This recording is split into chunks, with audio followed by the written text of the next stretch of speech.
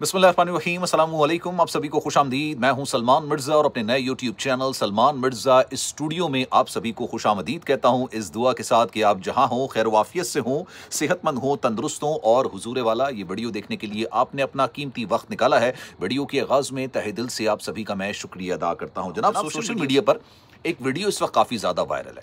Video है बर्तानिया का शहर है न्यू कासल, यहाँ की एक वीडियो है जहां पर 3 पुलिस एहलकार एक शख्स को पकड़ने के लिए जाते हैं और ये वीडियो बॉडी कैम से बनाई गई है। यानी जो पुलिस एहलकार छापा मारने के लिए जाते हैं एक देसी के घर में, जिसका नाम मोहम्मद सरफराज है, 45 साल इसकी उम्र है, वो शख्स अपने किचन में छुपा बैठा होता है और जैसे ही देखता है कि 3 पुलिस एहलकार उसको पकड़ने के लिए आए हैं, उसने फ्राइंग पैन में भर के तेल उबाला हुआ होता है, शदीद गर्म तेल होता है, और वो फ्राइंग पैन उठाता है और पुलिस वालों पर वो गर्मा गर्म उबलता हुआ खौलता हुआ तेल उन पर गिरा देता है। अब इसकी वजह से एक पुलिस एहलकार 2nd डिग्री बर्न होता है, एक 3rd डिग्री बर्न होता है और एक पुलिस एहलकार के चेहरे और उसके सीने पर सारी जिंदगी के लिए मार्क आ गया जलने की वजह से।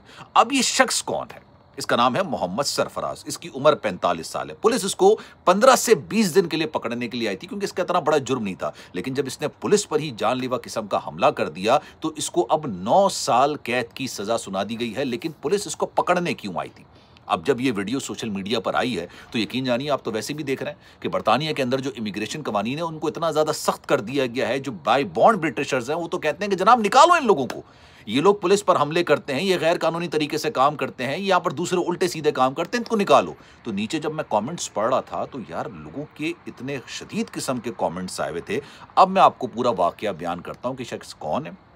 बड़ा दिलचस्प किस्म का वाकया है, बड़ा हैरत अंगेज किस्म का वाकया है, लेकिन इस वाकये से ना एक सबक हम सबको जरूर मिलता है। अक्सर लोग ये बात कहते हैं, पूछते हैं मुझसे कि भाई बैरून मुल्क अगर रहना हो तो कामयाब होने की कुंजी क्या है? और बड़ा मशहूर मकूला है, ये कहा जाता है कि जनाब अगर आप बैरून मुल्क रह रहे हैं ना तो ये पाकिस्तान की जो मेंटालिटी है जिसमें आप बात बात पर गुस्से में आते हैं, बात बात में आपका दिमाग घूम जाता है, बात बात में आप बदतमीजी बदतहजीबी करने पर आते हैं, ये पाकिस्तान के अंदर छोड़ कर आइए। अगर आपने दुनिया में रहना है, ऑस्ट्रेलिया में रह रहे हैं, कनाडा में रह रहे हैं, अमेरिका में रह रहे हैं, आप इंग्लैंड के अंदर रह रहे हैं, किसी भी वेस्टर्न कंट्री के अंदर रह रहे हैं, तो दिमाग को, उसके टेम्परेचर को कंट्रोल में रखिए तो आप कामयाब हो जाएंगे। इस शख्स ने ये काम नहीं किया था। अब वाकया आपने आखिर तक जरूर सुनना है। जनाब, ये वीडियो है इसी साल 2025 की 17 जनवरी की। ये मोहम्मद सरफराज बर्तानिया के न्यू कासल जो शहर है वहां पर रह रहा होता है और आज से नहीं, तवील अरसे से रह रहा होता है। जनाब, ये टैक्सी का कारोबार करता है, पेशे के एतबार से टैक्सी चला रहा होता है और टैक्सी का कारोबार भी कर रहा होता है। अच्छा, इसकी शादी भी हुई होती है और इसके बच्चे भी हैं, लेकिन साल 2024 में इसकी अपनी वाइफ से अलहदगी हो जाती है। जब इसकी वाइफ से अलहदगी होती है तो वाइफ अपने बच्चों को लेती है तो किसी और घर में चली जाती है, न्यू कासल में वो किसी और घर में रह रही होती है।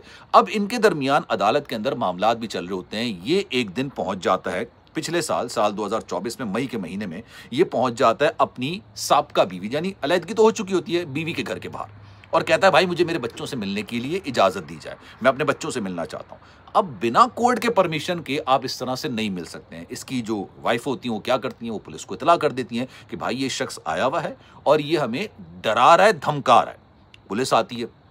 ये पिछले साल, ये भी उस वीडियो का वाकया मैं आपको आगे चल के सुनाऊंगा, इससे पहले क्योंकि आपको ज्यादा बेहतर तरीके से समझ आए कि ये मामला शुरू कहां से हुआ। अब मई 2024 में जब ये अपनी बेगम के घर के बाहर खड़ा हुआ होता है, पुलिस आती है, पुलिस समझाती है कि भाई क्या मसला है कि आप क्यों खड़े हुए हैं? तो कहते हैं कि जनाब ये मेरी बीवी है, इससे मेरे अलहदगी के मामलात हो रहे हैं और मैं अपने बच्चों से मिलना चाहता हूं, मेरी बीवी मुझे बच्चों से मिलने की इजाजत नहीं दे रही। पुलिस एहलकार उसको समझाते हैं कि भाई आपका मामला अदालत में है, अगर आप अपने बच्चों से मिलना चाहते हैं अदालत की परमिशन लेकर आइए और आप अपने बच्चों से मिलिए। लेकिन ये बर्तानिया है, यहां पर आप ऐसे ही किसी के घर के सामने खड़े होकर उसको डरा धमका नहीं सकते हैं कि भाई मुझे अपने बच्चों से मिलने की इजाजत दी जाए, आपका मामला अदालत के अंदर है। ये क्या करते हैं जनाब सरफराज साहब, ये पुलिस वालों पर ही हमला कर देते हैं, किसी को धक्का देते हैं, किसी को लात वात मारते हैं, कहते हैं यार तुम कौन होते हैं मुझे रोकने वाले। मतलब आप लेवल चेक कीजिए बदतमीजी का। पुलिस वाले खैर इसको पकड़ते हैं, इसको वार्निंग वगैरह देते हैं, कहते हैं यार आइंदा ये नहीं करना, अभी आप यहाँ से जाइए, और अगर आपको अपने बच्चों से मिलना, उनको भी समझ में आ चुका होता है कि यार ये थोड़ा घरेलू झगड़े का मामला है, खामा में क्यों गिरफ्तार किया जाए, वार्निंग दे के छोड़ देते हैं। अच्छा, उसके बाद होता क्या है, जब इनकी 2013 से लेके साल 2024 के दौरान 22 दफा रिपोर्ट हुआ है घरेलू तशद्दुद का मामला कि जनाब ये साहब जो हैं अपनी वाइफ पर या बच्चों पर किसी किस्म का कोई तशद्दुद करते हैं। पुलिस इसके खिलाफ एक वारंट ले लेती है और फिर ये आती है तारीख 17 जनवरी साल 2025। पुलिस के पास होता है इसकी गिरफ्तारी का वारंट मोहम्मद सरफराज का। ये इनको गिरफ्तार करने के लिए निकलती है। पुलिस को अंदाजा होता है कि शायद ये अपनी वही साबका बीवी के पास मौजूद होगा, क्योंकि उनके घर पे आता जाता रहता था बच्चों से मिलने के लिए। ये सबसे पहले जाती है इनके बच्चों के घर, न्यू कासल के अंदर ही, और वहां पर जाके देखती है कि भाई यहाँ पर सरफराज हैं।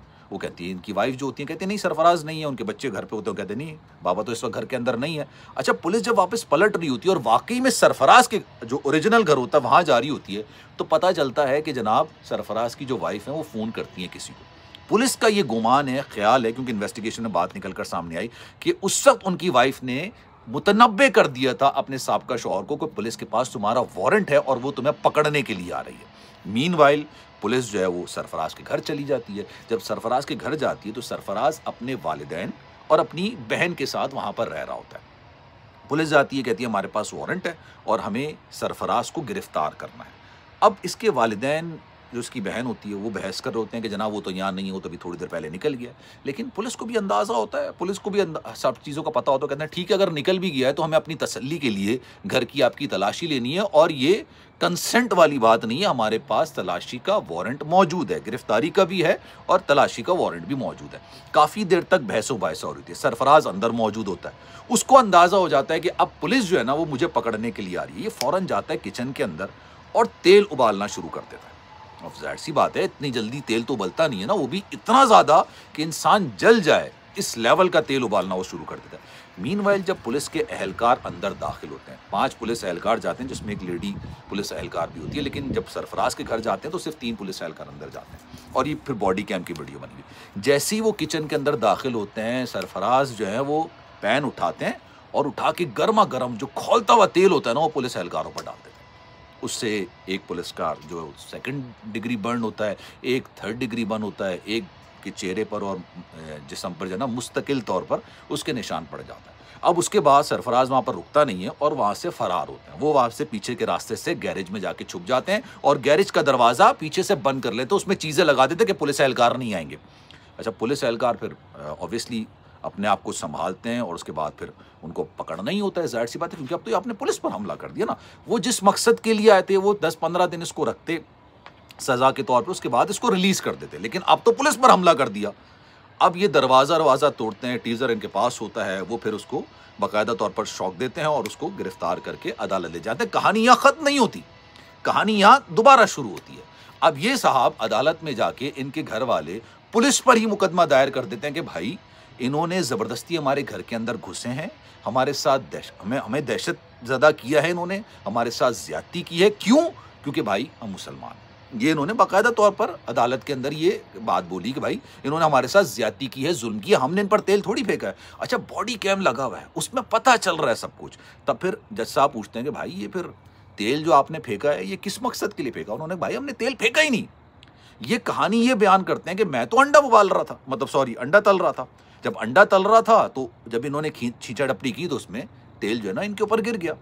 वो जज साहब ने बोला भाई अंडा तलने के लिए ये इतना भर के तेल कौन गरम कर रहा होता है?